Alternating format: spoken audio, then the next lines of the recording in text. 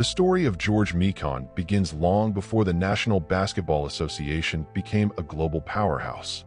In the 1920s and 1930s, basketball was still a relatively young sport, played mostly in small gyms and local leagues. Few people could have imagined that a tall, bespectacled boy from the American Midwest would one day become the first true superstar of professional basketball and help shape the modern game. George Lawrence Mikan Jr. was born on June 18, 1924, in Joliet, a working-class town southwest of Chicago. His parents were of Croatian descent, and like many immigrant families, they emphasized discipline, education, and hard work. As a child, Mikan was not the confident athlete people would later see dominating basketball courts. In fact, he was awkward, tall, and suffered from severe nearsightedness that required thick glasses. Many teachers worried that sports might even be dangerous for him. During his childhood, basketball was not his main interest. He initially dreamed of becoming a priest and attended Catholic schools where academics were taken very seriously. But his unusual height, he would eventually grow to 6 feet 10 inches, made him stand out wherever he went. At a time when most people were much shorter, his size alone made others wonder whether he might be suited for basketball. Mikan eventually enrolled at DePaul University in Chicago. At first, he studied to become a priest and planned a life focused on religion and scholarship. But fate intervened in the form of a determined basketball coach named Ray Meyer. Meyer believed that Mikan's size and potential could transform DePaul's basketball program if the young student was willing to commit to training. Convincing Mikan was not easy. He was clumsy on the court, and many early practices were frustrating. He often stumbled over his own feet, struggled with coordination, and had difficulty catching passes. But Meyer was patient. He created intense drills designed specifically for Mikan, forcing him to develop agility, balance, and precision. One of the most famous training routines to emerge from this period was the Mikan drill, which involved repeatedly scoring layups from both sides of the basket to improve footwork and timing. The relentless practice began to transform him. Slowly, the awkward student evolved into a powerful center who could dominate the area near the basket. By the mid-1940s, Mikan had become the centerpiece of DePaul's basketball team. His ability to score close to the rim and block shots changed the way opposing teams played. College basketball fans across the country began to hear about the giant player wearing thick glasses who seemed unstoppable near the basket. During this time, college basketball itself was growing in popularity, especially after the excitement surrounding tournaments like the NCAA men's basketball tournament. Mikan's performances drew large crowds, and he helped lead DePaul to national prominence. After graduating in 1946, Mikan faced an uncertain future. Professional basketball was not yet the massive industry it would later become. Several leagues existed, often competing with each other for players and fans. Mikan eventually joined the Chicago American Gears, a team in the National Basketball League, one of the early professional leagues in the United States. Almost immediately, Mikan proved that his college success was no fluke. His height and strength made him nearly impossible to defend in the paint. Opposing players struggled to stop his hook shots and close-range scoring. He also became known for his defensive presence, blocking shots and intimidating opponents who tried to drive toward the basket. However, the American Gears team folded after just one season due to financial problems, something that happened frequently in early professional basketball. Mikan soon joined another team that would become legendary, the Minneapolis Lakers. The Lakers were based in Minneapolis and would eventually become one of the most famous franchises in basketball history. With Mikan as their star center, the Lakers quickly rose to dominance. He became the focal point of the team's offense, scoring points at a rate rarely seen in that era. Because the game was slower and lower scoring at the time, his scoring totals often dwarfed those of other players. Mikan's impact on the court was so dramatic that the rules of basketball began to change partly because of him.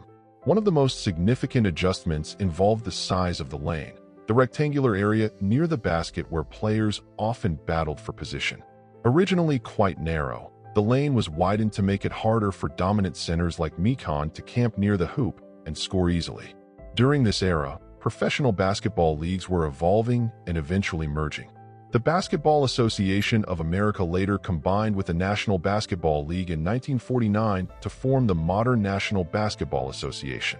Mikan was already the biggest star in the sport, and he would soon become the NBA's first true superstar. Between the late 1940s and early 1950s, the Minneapolis Lakers dominated professional basketball.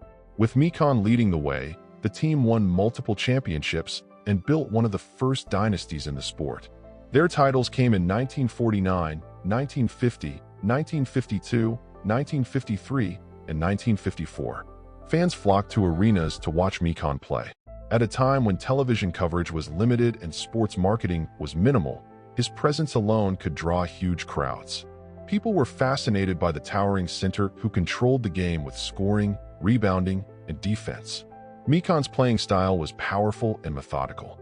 Unlike modern basketball stars known for speed and flashy moves, his dominance came from positioning, strength, and consistency. He used hook shots and short jumpers to score, and he controlled rebounds with both hands high above defenders who simply could not reach the ball.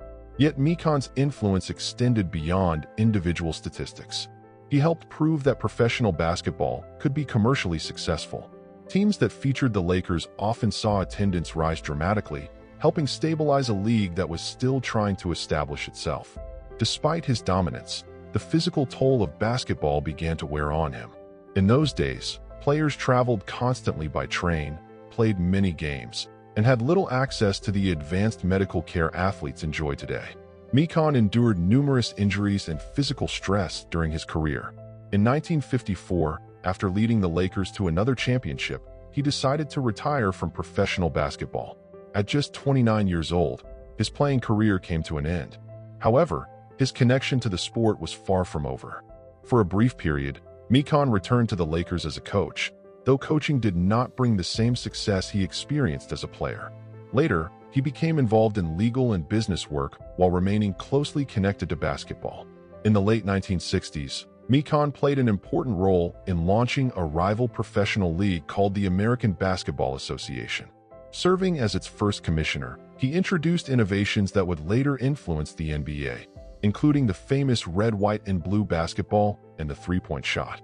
These ideas helped make basketball more exciting and would eventually be adopted by the NBA itself. In many ways, Mikan contributed not only to the early success of professional basketball, but also to the evolution of how the game is played. Over time, his contributions were widely recognized.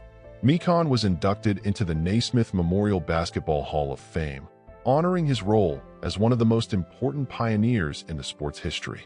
However, life after basketball was not always easy for him. Unlike modern athletes who earn enormous salaries, players in Mikan's era often struggled financially after retirement. For many years, he advocated for better pensions and recognition for early NBA players who had helped build the league. In his later years, fans and historians increasingly referred to him as the first superstar of basketball. Before icons like Michael Jordan, Magic Johnson, or LeBron James, there was George Mikan, the player who proved that a single dominant athlete could define an entire sport. George Mikan passed away on June 1, 2005, at the age of 80. By the time of his death, the NBA had grown into one of the world's most popular sports leagues. The arenas were larger, the athletes faster, and the audience global. Yet many historians continued to emphasize that the foundation of that success had been built by early pioneers like him. His legacy lives on not only through championships and statistics, but also through the way basketball itself changed during his career. The widened lane, the emphasis on dominant centers, and the growth of professional basketball as a major entertainment industry all bear traces of his influence. From a shy, nearsighted boy in Joliet to the towering force who ruled early professional basketball, George Mikan's story is one of transformation, perseverance, and historical impact. He did not merely play the game.